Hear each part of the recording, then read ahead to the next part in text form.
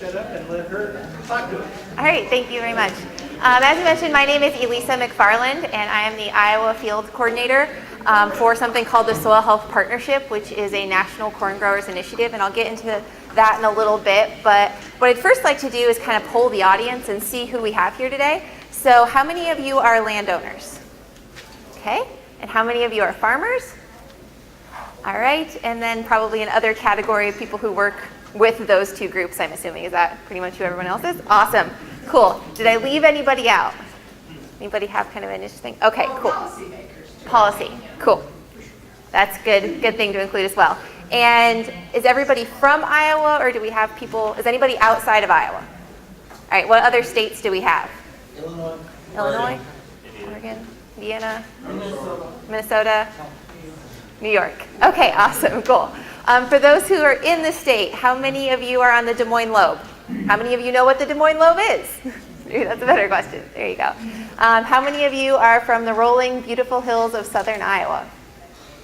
Not that I'm biased or anything about that.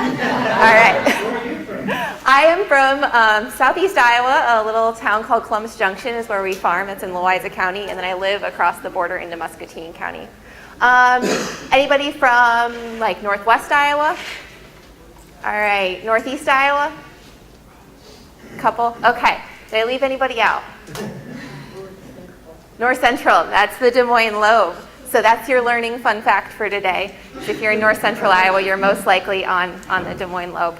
That's a soil science term. So that's also where we're going to head next. Is I'd like to kind of go over some basics of soil science to get us all on the same page. I did my undergrad at Iowa State in agronomy and did my master's at UW-Madison in soil science. I spent my summers as an intern with the NRCS Soil Survey Division in all 3 summers. So I have a pretty strong background in soils, and if any of you, I look around the room, have met me before, you know I love to talk about soil. So that's where we're going to start. My clicker works. Here's if it's not. We'll just go ahead with it. Old-fashioned. So what is soil health? How many people have seen this sort of diagram before in regard to soil health?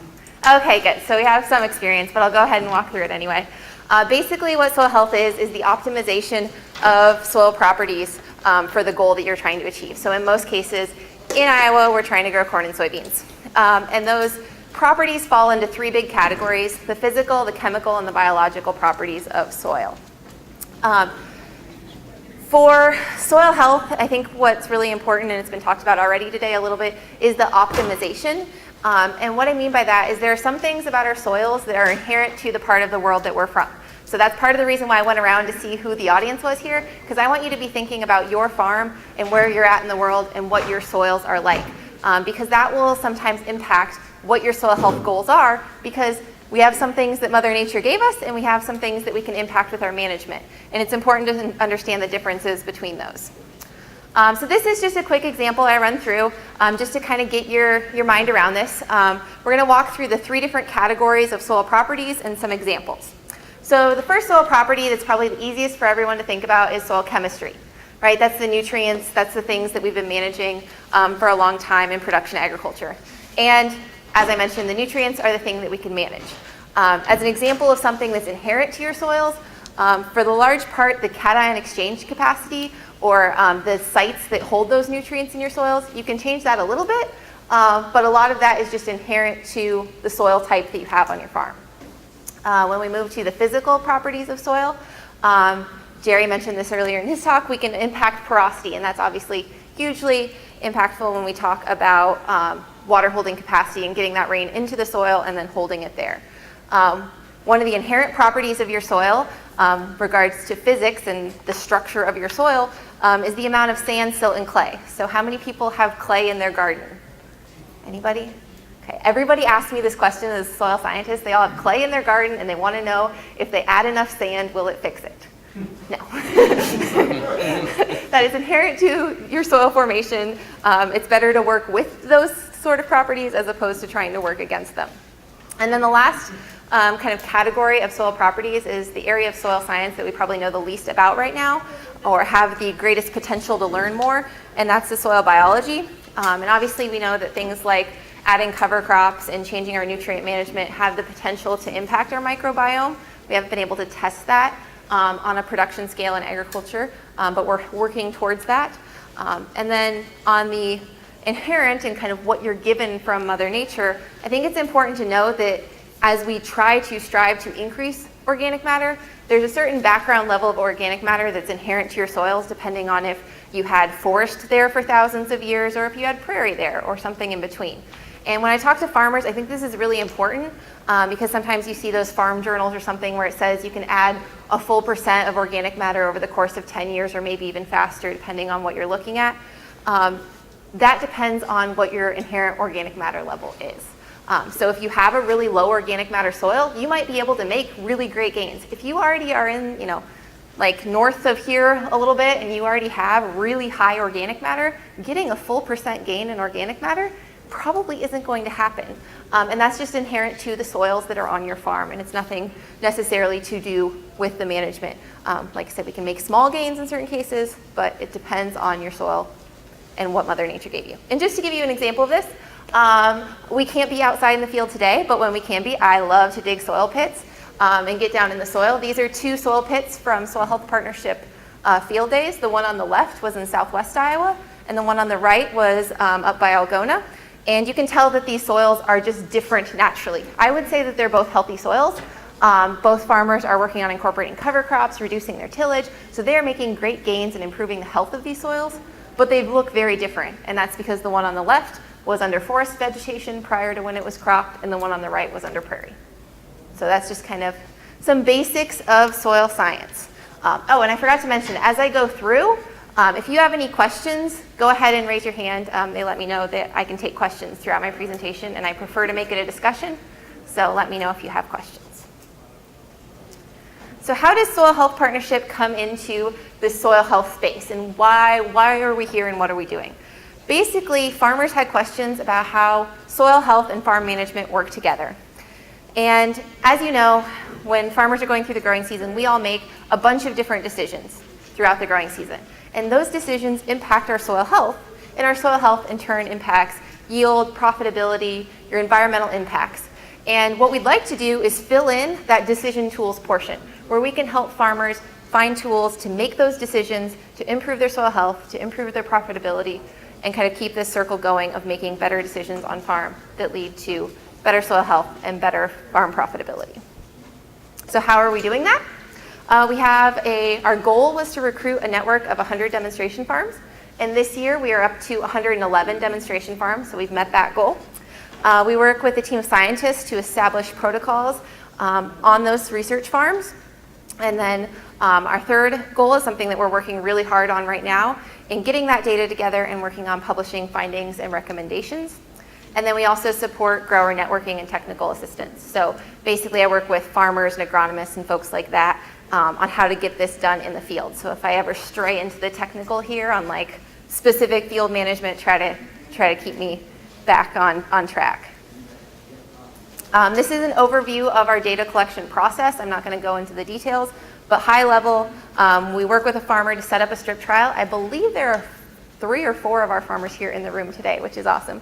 And we worked with them to set up a strip trial to test whatever they are interested in to improve their soil health. So if it's reducing tillage, nutrient management types of questions, cover crops. So it's very farmer driven in terms of what we do for testing for the management strategy.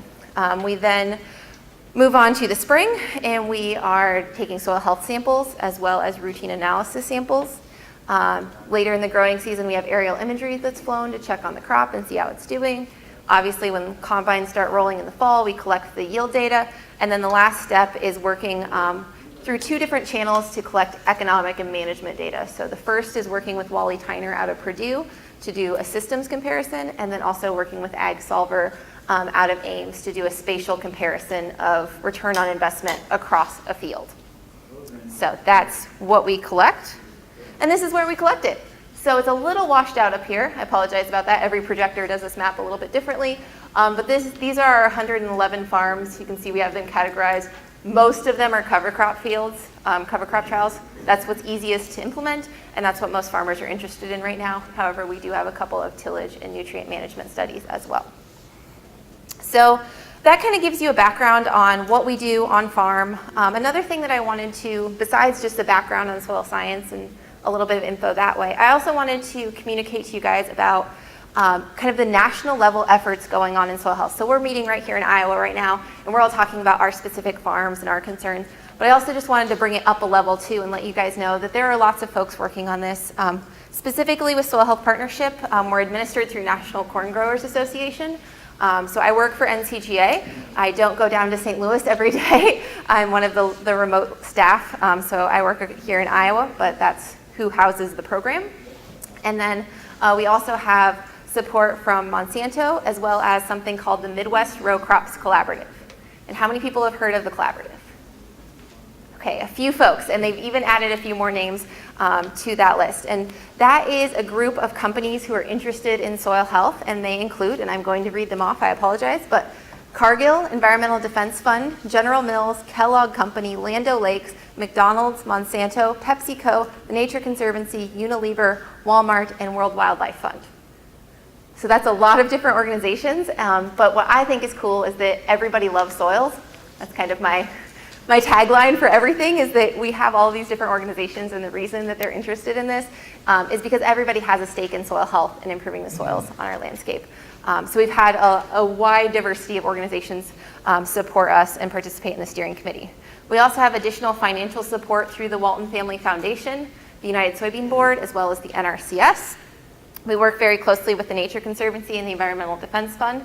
There are some staff here in the room with TNC, and they do a great job of supporting the work that we do and providing us with some assistance. We also have our Science Advisory Committee, and one of the members is here in the audience right now. And basically what I think is fascinating, and as a field manager, is I get to work with premier scientists in each of the areas that relates to our research. So we have soil scientists, and Jerry. We have folks that work in crop production, folks that work in economics, folks that work on cover crops, soil fertility, all sorts of different experts here. And they contribute to our research and make sure that what we're testing on the farms is scientifically robust. So I kind of make sure that it makes sense with the farmers, and then we also have a Science Advisory Committee to make sure that what we're doing is scientifically sound as well. I also want to make sure to let you guys know that we have an awesome staff that works on this project. So we have the director, we have a program coordinator, we have communications team. I'm not going to go into all the communications that we do. At the end of the presentation, I'll have our Twitter and stuff up, but they are rock stars at getting out the information that we work on, which is really cool. This is our field team. I used to cover all of Iowa. Now I just cover central and eastern Iowa. Jacob Ness was recently hired on and now covers western Iowa and Nebraska, which significantly helped with my sanity level. I farm in eastern Iowa, so getting all the way out to Nebraska probably wasn't going to be very feasible. So it's been great to see the staff expand and this program really continue to be supported. I also want to make sure to let you guys know there could be double this many logos on this slide, but this just is to illustrate that we work with a lot of different organizations because there are already so many great organizations doing work in this space. Why reinvent the wheel? So that's kind of what this is highlighting. I'm not going to go through each one of them, but every single logo on this list, and even more that aren't here, contribute meaningfully in some way to this project, which is really amazing because I'm just one person for a whole 2/3 of a state. So the last thing I kind of wanted to leave you with, and this is something that I hold very, very near and dear to my heart, is that you need to evaluate your soil and create a goal before you start talking about practices. And I know we've talked a lot about practices today, and that's very good, and I'm glad because that's where the rubber meets the road. But I always want to make sure people take a step back and look at their soils. What's feasible to implement on your field or on your farm, and how are you going to get there? What is your success going to look like? That way, at the end of a growing season, or at the end of 5 years, or at the end of a lease, you look back and you said, yes, we achieved our goal. We reduced erosion. We built our organic matter. We increased infiltration so that we made it through that drought period last summer a little bit better. So having a specific goal, that way you know what you're meeting. A lot of times I'm speaking at field days and people just want to implement cover crops. The great thing about cover crops is they achieve a lot of different goals. They're like a multi-tool. I don't know if anybody has a multi-tool. I go camping a lot, so like the multi-tool thing, huge help. But the flip side of that is that you can do a lot of different stuff with it, and if you don't know what you're trying to achieve, it can be a little messy. You don't really know if it worked. So it's really important to have that specific goal of what you're trying to achieve on your farm. You might get some side benefits, but getting everybody on the same page and working towards the same goal is really important. So once you have that goal, identify the practices, start small. There are a lot of risks that come along with new practices in agriculture, whether it's adding additional cattle to your operation, if it's implementing cover crops, whatever it is, if it's renting an entire new farm, all of those changes to your operation or the farm are going to have a risk to them. So if you start small and anticipate the issues, you'll have a higher rate of success and be able to expand that as you move into the future. Have a good network. So at meetings like this, at field days, get those business cards, get those contact information, even if you don't follow up right away, that way you know who to go to. I hate herbicide labels. I don't like reading them. They're long, they're cumbersome. I just have never been somebody who just gets really excited about herbicides. However, I have a really good friend from college. Her name's Megan Anderson. She works for Iowa State Extension. That, like how excited I get about soil science is how excited she gets about herbicide labels. And so she's in my phone. Anytime I have a herbicide question with one of our research projects, I text Megan because she's a great resource. So having that good network established is really important. And then, like I said, at the end of whatever time period you set out for your goal, evaluate whatever, what your success was, and then readjust, expand implementation, and go again. So that's some tips for getting started in soil science, which are kind of the three things that I wanted to hit for you guys, is a brief introduction to soil health, a national level perspective, and then some things to help you get started. With that, thank you very much for listening to my presentation. I love discussion and questions, so I hope that you guys have quite a few of those. If you want to get out your phone, this is our website, Twitter handle. That's also my personal Twitter handle if you want to get updates from our farm. And then we're also on Facebook. So you can sign up at the website for our newsletter as well if you would like. So thank you guys. Do you guys have any questions? I hope so. I would encourage people to go into the website and find some of the field days. Even if you really know nothing about soil health and cover crops and you're scared that you'll kind of like not know anything, it is well worth your time. You can learn a lot there, and I would say do not feel intimidated. There's a lot of other people that, even though they've worked with farming or whatever their whole life, it's an eye-opener. We have one coming up near LaPorte City, Osage area. I'm sure that there are some going on out in western Iowa. I don't know Jacob's field day schedule off the top of my head, but there are quite a few going on, and so if you are interested, we try to typically do a little bit smaller field days and have them be more discussion based. So if you have questions. Who are the farmer collaborators that you have here? I'm assuming Ray may be one, but... If you guys want to introduce yourselves, you can. Ray Gasser from Adams County, Taylor County, both. Tim Smith, Beagle Grove. Ben Peterson, Lake House. Okay. And then Brett Pierce will be on the farmer panel later as a, oh, there you are. Brett Pierce from Boone County. Thank you. I'm sorry. I knew you were here somewhere, but I couldn't see you. So those are some of our farmer partners. We have 3 cover crop versus non-cover crop, and then 1 tillage study represented here in the room. So I guess if you have questions about why they're involved in the program too, that'd be great. Yeah. Do you have any green manure or real manure test plots that you have around in some of your 111 farms? When you say green manure or real manure, what are your definitions? Animal of those? manure or a green manure crop that is used exclusively to build soil health. So a lot of our farmers use manure as part of their typical farming practices, which we are trying to work with that as opposed to completely changing it. So for the farmers that have been using manure, they continue to use manure in the research plots, and then they're usually changing from no cover crop to adding a cover crop. We do have a couple of sites where we're looking at nutrient use efficiency, and those sites do have manure, which kind of throws a wrinkle into a lot of different things with nutrient management, but we're looking at that as well. In terms of green manure, are you defining that as like a leguminous cover crop that you leave? Some that you'll leave and incorporate back into just for the sole purpose, in essence, of building organic matter. So based on that definition, I would say we don't have any sites. Almost all of our sites are either winter terminated or herbicide terminated. We don't have any that are plowed under that I'm aware of. They might out in Indiana. They get into a few different farming practices because of their latitude. I always like to remind people of that because people get really excited about what you can do with cover crops in Iowa when they're looking at Indiana, and I remind them that they need to look at a map because Indiana's a lot further south. So they have a lot longer growing season. So some of those leguminous cover crop options, which are really cool in terms of nitrogen fixation, we usually can't get the growth in Iowa without sacrificing some planting date. So there's kind of pros and cons both ways when it comes to that particular practice. So. I have a tenant who say part of the field doesn't produce as well because he says it's clay, a lot of clay. Mm-hmm. I don't agree with it. I think it's porosity is really what the issue is.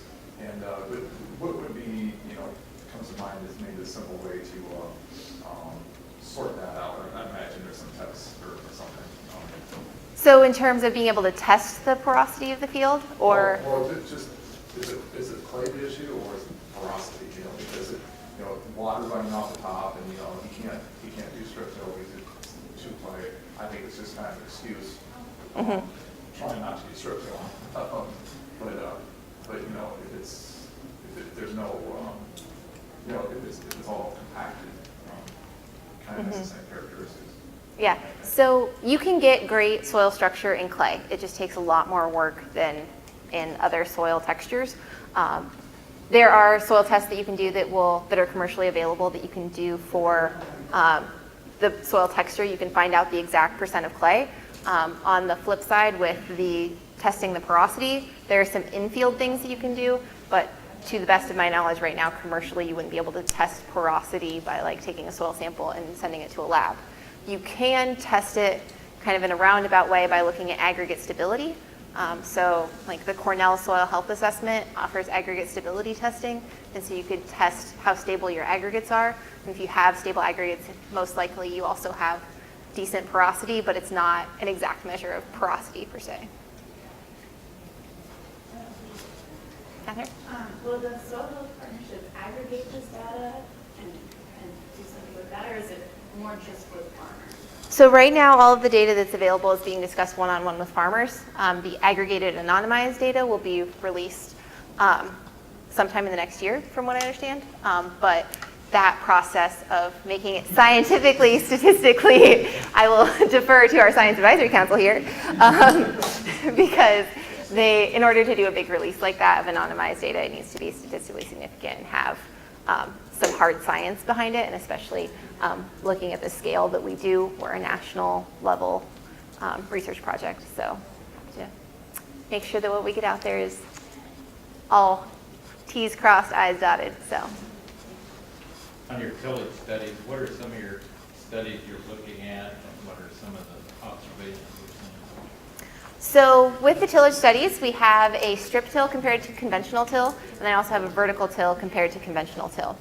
And this gets into a lot of interesting discussions when it comes to tillage, because the definition of what kind of tillage you're doing and local terms that are thrown around, vertical tillage, reduced tillage, conservation tillage, minimum tillage, all of those words mean different things depending on where you're at in the state. And I experience this day to day with my job because I work all across the state.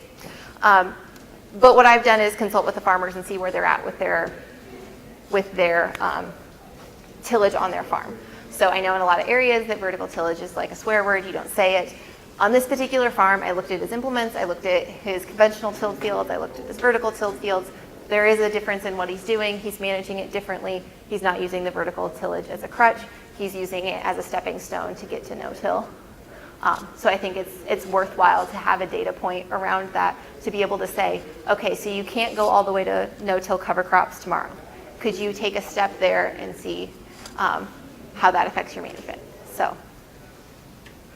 How about know what vertical tillage is? Oh, I'm sorry. Vertical tillage, it's a very broad category of tillage implements that are designed to, in theory, move the soil straight up and down as opposed to picking it and turning it over. So like a disc or a chisel will pick up the soil and flip it and set it back down. Vertical tillage, in theory, is designed with straight blades that will go straight through the soil, lift it slightly, and set it back down in place, is the theory. How about strip till? Do you do any studies on that? Or Yes, yes. One of our sites is strip till compared to conventional tillage. what do you see? Would you be willing to comment on what you've seen in your field, or? It's first year. Yeah. But when I was out applying nitrogen to it, when the corn was about chest high, I could definitely see more variation in the conventional till, which is field cultivator. It was soybean supplementing the corn this year. Definitely more corn height variation in the conventional till versus the strip till, which I would hope to see, because I think I attribute it to fertilizer placement and lack of inconsistencies with seedbed that came with the strip with the conventional. I took some higher resolution imagery. I didn't see anything, so right now it's just purely to the eyeball. But it'd be interesting to I see would where agree. it goes to the next 5 years. From a soil scientist perspective, walking those fields, there was a difference in the surface of the soil very clearly. But documenting that, I mean, I tweeted about it, so if you saw that, you could see the difference, but that's not. Did you see any difference in the temperature, like for seed coming out? Or, I mean, was it a little warmer because it was blacker? Or? It was strip till versus conventional. Yeah, on your studies or whatever. We don't, I mean, we've done a lot of work on strip till and temperature and things like this. As soon as you create that strip, that temperature is the same the next day as it is in the conventional. That whole field came out at the same time. Temperature's the same with under the trash as it is with the On the strip where the seed is at. Yeah. How wide is strip? Generally 6 inches. And one day later, you're saying. One last question over on the far side. Yep. When you aggregate the data, what do you hope to gain from that? And are you a little bit concerned about any generalizations? Because obviously something is going to be different in North Dakota than it is in Southern Indiana. I mean, so are you worried about those generalizations not being really a good message to send out? So I think soil health is such a new space that I think even when you aggregate across that variety, we'll be able to see some differences, and especially with a long-term study like that. The other thing that I would say is that on a state-by-state level, if there's multiple sites, we can start aggregating and anonymizing data at that level as well. So it just kind of depends on where the state's at. Obviously, in North Dakota, it wouldn't do any good to aggregate and anonymize because there's one site up there.